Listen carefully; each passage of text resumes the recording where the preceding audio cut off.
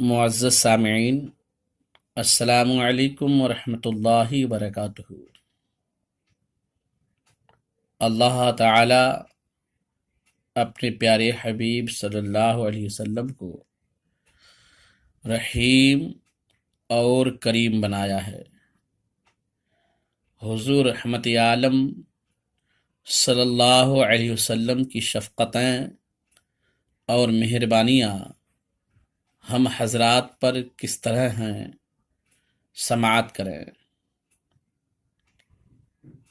نبی کریم صلی اللہ علیہ وسلم ہمیشہ ہم گنہگاروں کی فکر میں رہے، یہاں تک کہ حضرت عائشہ صدیقہ رضی اللہ تعالی عنہا فرماتی ہیں کہ امت کے گناہوں کے غم سے حضور کبھی پوری ایک رات بستر پر آرام سے نہیں سوئے، اور کبھی ایسا ہوتا کہ رات رات بھر ہم لوگوں کے لیے خدائے تعالیٰ سے دعائیں مانگتے اور بخشش کے انتظار میں روتے رہتے۔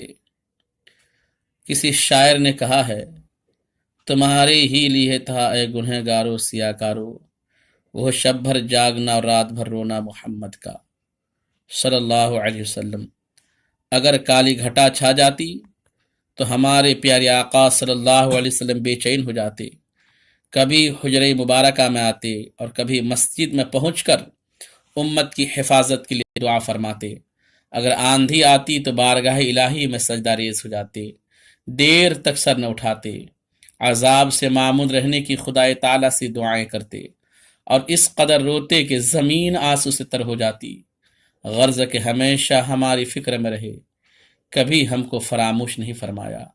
اپنے حجر مبارکہ میں رہے تو وہاں یاد فرمایا، مسجد میں تشریف لائے تو وہاں یاد فرمایا، جنگل و بیابان میں یاد فرمایا، پہاڑ کی گھاٹیوں میں یاد فرمایا، یہاں تک کہ قبر انور میں لٹائے گئے تو وہاں بھی یاد فرمایا۔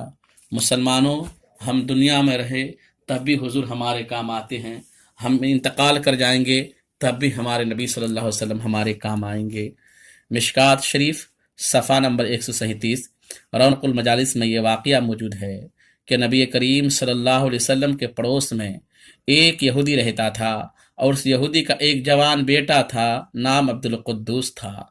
وہ اکثر و بیشتر آقائے کریم صلی اللہ علیہ وسلم کی خدمت اقدس میں آتا اور نبی پاک صلی اللہ علیہ وسلم کی خدمت کرتا۔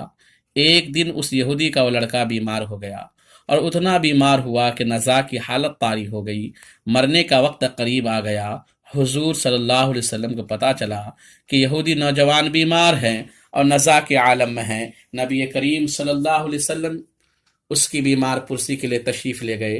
حضور صلی اللہ علیہ وسلم نے جب نوجوان یہودی کو دیکھا تو اس کی حالت بہت بگڑی ہوئی ہے، نزا کا عالم ہے اور موت سر پر ہے، تو میرے آقا نے از راہ شفقت اسے کلمہ توحید و رسالت کی تلقین فرمائی۔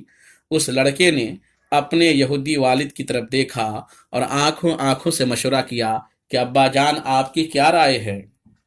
کائنات کے سردار میری بھلائی کے لیے، مجھے جہنم سے بچانے کے لیے، جنت دلوانے کے لیے کلمہ طیبہ پڑھانا چاہتے ہیں، بتا تیری کیا رائے ہے؟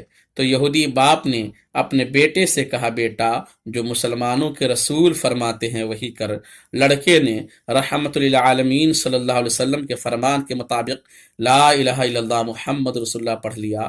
ادھر اس نے کلمہ پڑھا، ادھر اللہ پاک کے حکم سے حضرت عیسی علیہ السلام نے اس نو مسلم صحابی نوجوان کی روح کو قبضہ کر لیا۔ نبی کریم صلی اللہ علیہ وسلم اس کے پاس نکلے، یعنی اٹھے اور فرمایا، الحمدللہ الذی انقذہ من النار، شکر ہے اس پروردگار کا جس نے اس لڑکے کو جہنم سے بچا لیا۔ پھر نبی کریم صلی اللہ علیہ وسلم نے بذات خود اپنے مقدس ہاتھوں سے اس نو مسلم صحابی نوجوان کو غسل دیا اور اپنے دست انور سے کفن دیا اور اپنے مبارک ہاتھوں سے ہی دفن کیا۔ قربان جاؤں اے نو مسلم صحابی تیری قسمت پر، نثار جاؤں تیری جوتیوں کے، فدا ہو جاؤں تیرے مقدر پر کہ تجھے اس آقا نے اپنے ہاتھوں سے غسل و کفن دفن کیا جس آقا کے پیروں کو چومنے کے لیے جبریل جیسے فرشتے بھی فخر کریں۔ اس نو مسلم صحابی کا جنازہ اٹھا۔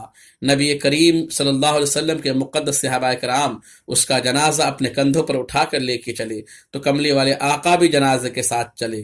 سارے صحابہ کرام تو بڑے اطمینان کے ساتھ جنازہ کے ساتھ جا رہے ہیں، لیکن کائنات کے سردار اپنے پاؤں مقدس کے پنجوں کے بل چلتے جا رہے ہیں۔ صحابہ کرام نے جب آقا کو پیروں کے پنجوں کے بل چلتے ہوئے اور ایڑیاں اٹھا کر چلتے ہوئے دیکھا تو بڑے حیران ہوئے۔ عرض کی یا رسول اللہ، آپ اس طرح کیوں چل رہے ہیں؟ حضور نے فرمایا میرے صحابیوں، اس نو مسلم صحابی کے جنازے میں اتنے فرشتے نازل ہوئے ہیں کہ میرے پاؤں رکھنے کی جگہ بھی نہیں ہے۔ انہوں نے عرض کی یا رسول اللہ، یہ فرشتے کس لیے نازل ہوئے ہیں؟ حضور نے فرمایا میرے اس نو مسلم صحابی کا جنازہ پڑھنے کے لیے۔ صحابہ کرام نے عرض کیا اے آقا، اس نوجوان نو مسلم کو یہ فضیلت کس وجہ سے ملی ہے؟ تو نبی کریم صلی اللہ علیہ وسلم نے ارشاد فرمایا میرے غلاموں، یہ مقام میرے اس نو مسلم کو اس لیے ملا ہے کہ اس نے میرے کہنے پر آخری مرتبہ پڑھا لا الہ الا اللہ محمد رسول اللہ، اور جو آدمی یہ کلمہ پڑھ کے مرتا ہے اگر وہ کافر ہو تو مسلمان ہو جاتا ہے، اور ساتھ ساتھ یہ کلمہ اس کے تمام گزرے ہوئے گناہوں کو مٹا دیتا ہے۔ ان الاسلام یہدم قبلہ، بے شک اسلام پہلے گناہوں کو مٹا دیتا ہے۔ چونکہ اس نوجوان نے میرا کلمہ پڑھ لیا ہے، اللہ تعالیٰ نے اس کے سارے گناہوں کو مٹا دیا ہے۔